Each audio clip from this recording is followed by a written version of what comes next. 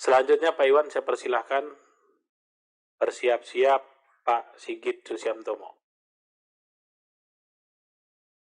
Terima kasih pimpinan Komisi 5 yang saya hormati, serta kawan-kawan anggota Komisi 5 yang saya banggakan.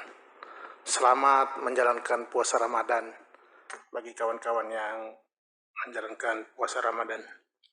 Yang saya hormati Kepala BPJT Kementerian PUPR Republik Indonesia serta seluruh jajaran.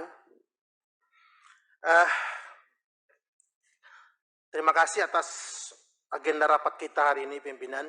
Saya sangat mencermati dan sangat tertarik pada paparan BPJT, terutama di halaman 6 ini. Yang di sini sangat jelas digambarkan capaian jalan tol hingga tahun 2024, yang mana dibagi 3 periode, ya.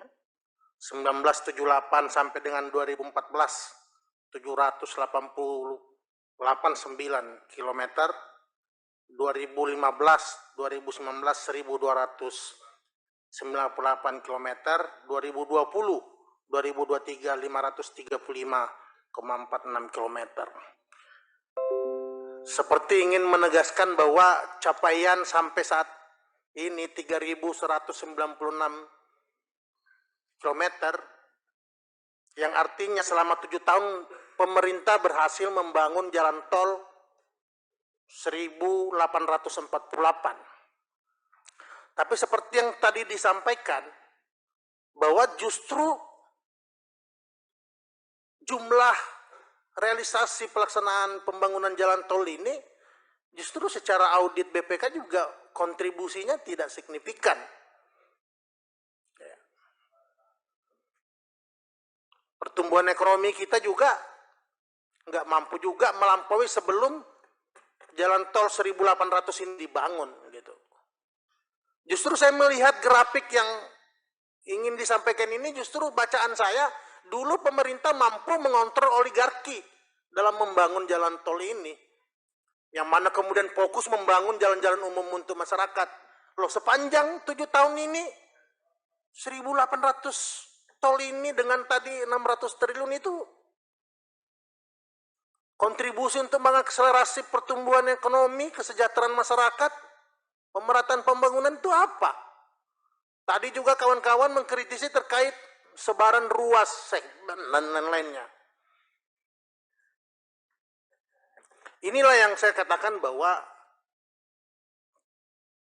pembangunan jalan tol ini, saya ingin tahu ini apakah memang perencanaan kawan-kawan dari BPJT atau memang keinginan presiden gitu.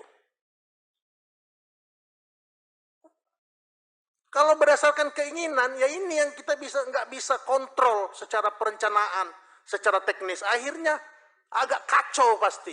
Mau disembunyikan bagaimanapun pasti agak kacau barang ini.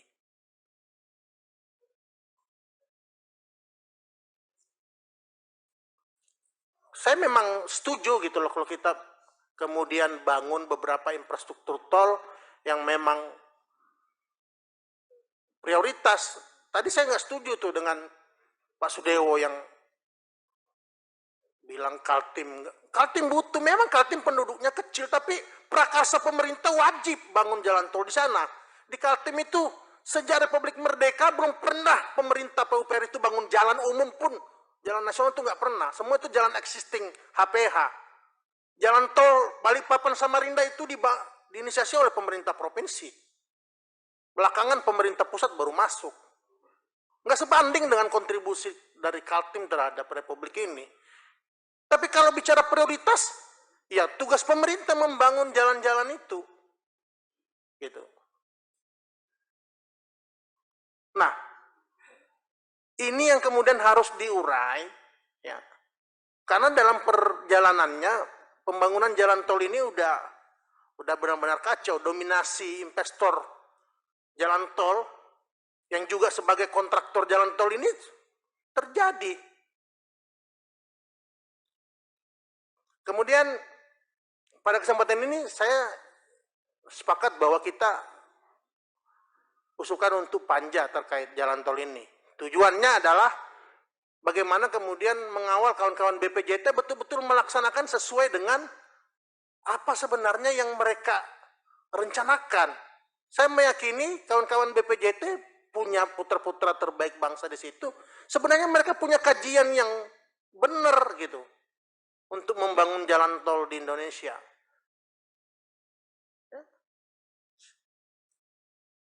Sehingga mewakili Voksi Demokrat, kami juga mengusulkan panja terkait jalan tol ini. Kemudian yang terakhir terkait dapil saya, Pak Danang.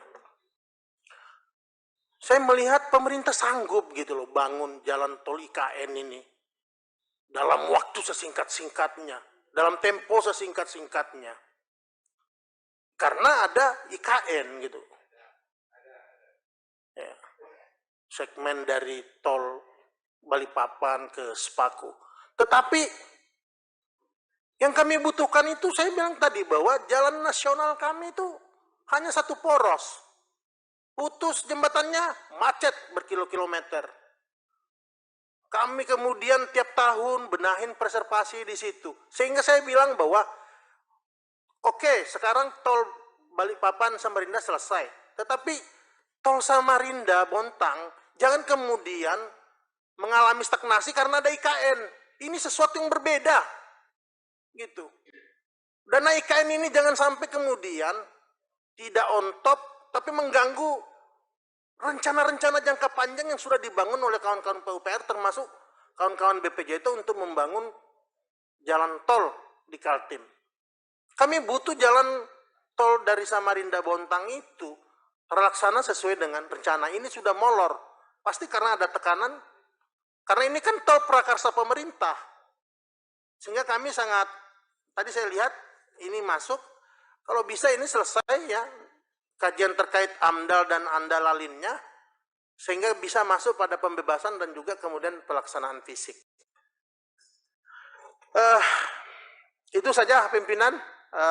Bagi kami semangatnya adalah bagaimana kemudian menghadirkan infrastruktur baik jalan tol maupun jalan umum bagi rakyat Indonesia ini sesuai dengan sebenarnya apa yang menjadi pikiran terbaik kawan-kawan di PUPR termasuk di BPJT.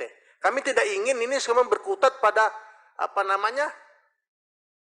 ketidakmerdekaan kawan-kawan Kementerian PUPR ataupun BPJT untuk melaksanakan apa yang telah mereka rencanakan dengan baik. Demikian kurang lebihnya kami mohon maaf. Assalamualaikum warahmatullahi wabarakatuh.